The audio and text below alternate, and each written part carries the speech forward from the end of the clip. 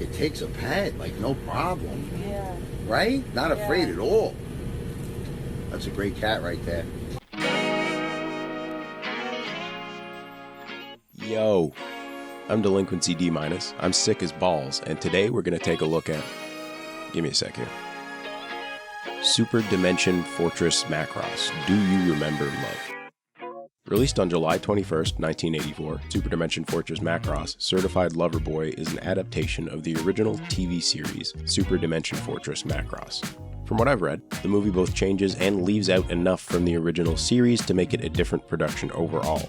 So much so that this movie is a movie in the continuity of Macross based on chronological events. The opening, which is pretty well done, explains that there are like 70,000 humans living on a giant transformer that's orbiting Jupiter. They're on the run from and getting into skirmishes with a giant alien race called the Zentradi. The Zentradi are also all men. There is a third party known as the Meltrandi who are all women and additionally attacking both sides. Three-way space war, and everybody fights in giant spaceships and mechs. Nice. We get a glimpse into the lives of pop star Lin Min-mei, the pilot of a transforming jet plane Hikaru Ichijo, and a few others, including Misa Hayase. We'll start out with Lin Min-mei.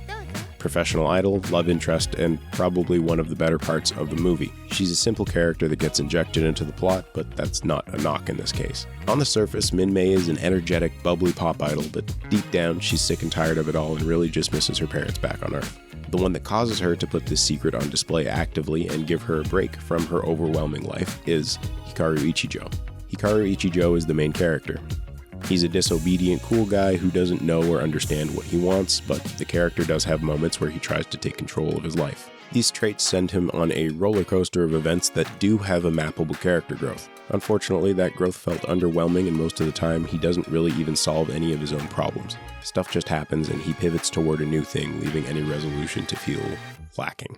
This changes towards the end of the movie, but by that point, I was already tired, and the foundation those events were built on was rickety at best. Dead last with a bullet is Misa Hayase, who just kinda exists. Misa is the bridge coordinator of the supergiant robot that is also the carrier for spacefaring humanity. She gets a lot of trash talk throughout the film, and honestly, she deserved better than what she got. I don't particularly like this character, but we'll come back to it later. For now, let's talk about how the animation, music, and sound design of this movie is a treat. The animation itself reminds me of the OG Gundam series with a lot more polish and a higher frame count. I'd personally like to take this moment to give a thank you to a grand wizard of the mecha genre, Shoji Kawamori. Check this space battle.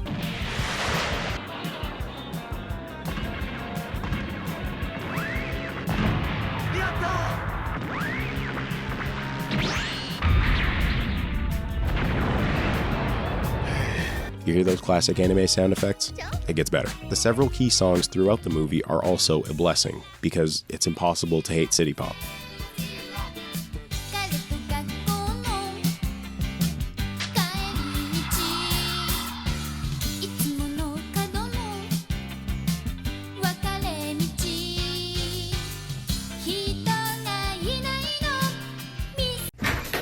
Bazinga! As far as I can tell, most of the insert songs are sung by Min-mei's voice actor, Mary Iijima, and she does a fantastic job. It is a shame that the rest of the experience can't keep up the sometimes oddly placed music video scenes and the legitimately amazing dogfights. What started as an awesome experience and me believing that these two were going to have a love story christened by dope space battles with giant robots against aliens was ruined by a poorly done love triangle. This is where the spoilers start. Please skip to save yourself if you need it. The initial romance between Min-mei and Hikaru is just fine. It's not revolutionary or exceptional in any way, but it's there and it works. Hikaru and Min-mei get stuck together for 3 days due to happenstance, and they just fall in love. So they meet up again and they go on this music video date, which is pretty alright, I guess. And then Hikaru somehow manages to sneak a whole training transformer off the giant space robot. Long story short, people come after him and they all get caught by the space aliens. Misa and Hikaru actually manage to escape, but they're forced to leave Min-mei and her brother behind.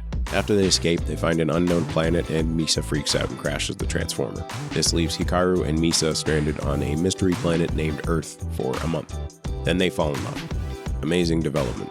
Let's talk some more about Misa now.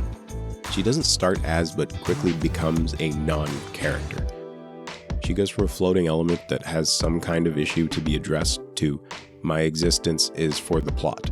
Before I even talk about that second part, the issue that is kind of brought up around the character is that she isn't enough of a woman because she takes her job as like a second or third command on the giant space robot that harbors the last of the human race seriously. What? This is horrible. People badmouth her the entire movie and it's never really solved. The only resolution to this is that she basically just has an episode of some kind when they're on Earth, then her and the main character bang and get saved. It feels like she just deteriorates even more afterward.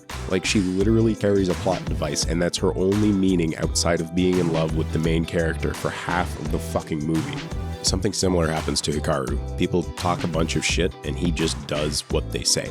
The plot is bad. The love triangle feels very forced, and the circumstances required from the outside world to facilitate these mediocre situations to grow take away from the more impressive set pieces.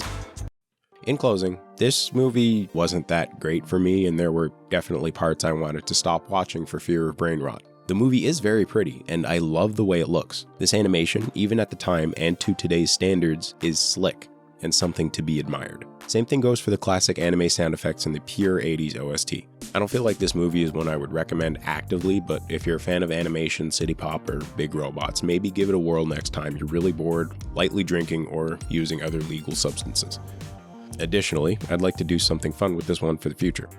I've got a sneaking suspicion the quality of the writing and plot have to do with the fact that this is an adaptation. All 36 episodes were supposedly scrunched into a single 2-hour movie. So I'm going to leave a sticky note and watch the original series it was based on at some point in the future, then review it and come back a third time to make comparisons. I think I'll find a lot more substance and some appreciation for these characters in a space where they potentially have more room to grow. Anyway, that's the video. Later.